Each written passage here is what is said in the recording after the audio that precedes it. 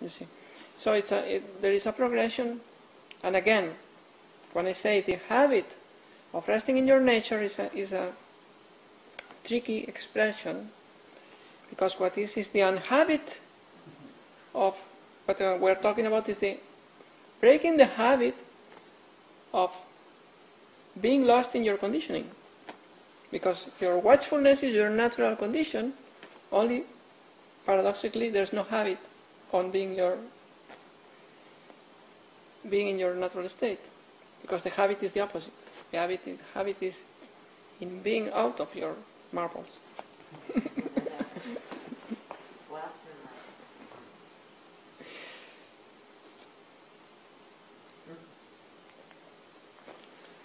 So that's why, because this deconditioning is progressive and can take long. That's why many traditions try to,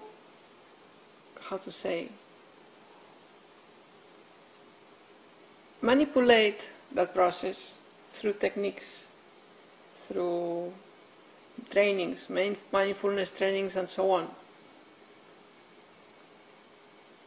So they do that in order to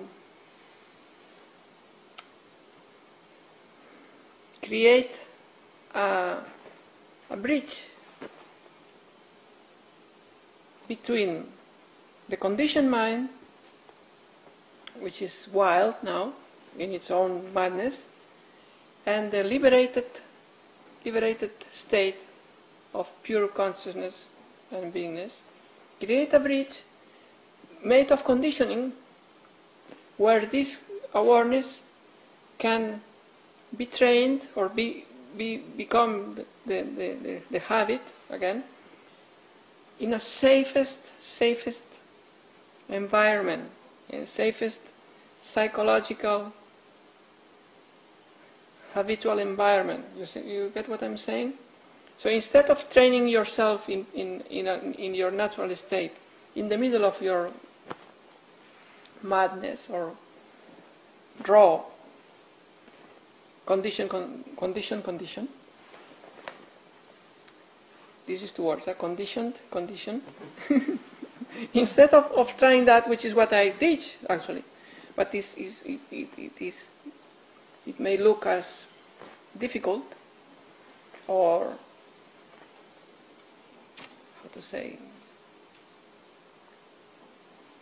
impracticable almost, from the point of view of some traditions. They prefer to provide reconditionings that create a channel, in other words, as I said before, a channel, an environment or a channel where this pure awareness can be built up safely, because you are not killing people on the streets. You are sitting in a monastery, waking up at 4 and going to meditate before the wall. So you obey the hierarchy of your monastery. You obey your priest, or all those things that consist in rituals and precepts and conditioning that the religion gives. So there's a purpose. It's creating that bridge. So instead of trusting that your nature will take over all your capacity to harm yourself and others without doing anything to your habits, most traditions, in the meantime, they change your habits.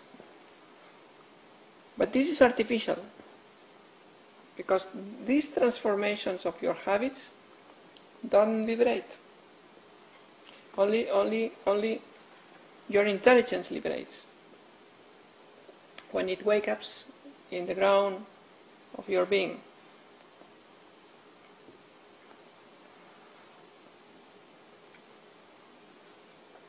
But many people follow all these trainings, moral trainings, and ritual trainings and all that, even meditational trainings, and they never liberate. Because they are just stuck in the form, stuck in thought, stuck in proper, righteous action, whatever. But never their intelligence wakes up and liberates them. So we are, if you understand this and you are grown up, why going for that detour?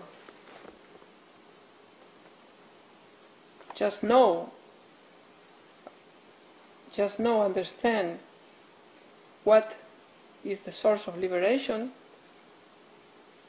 and go for that. Wake up your intelligence. And who cares if you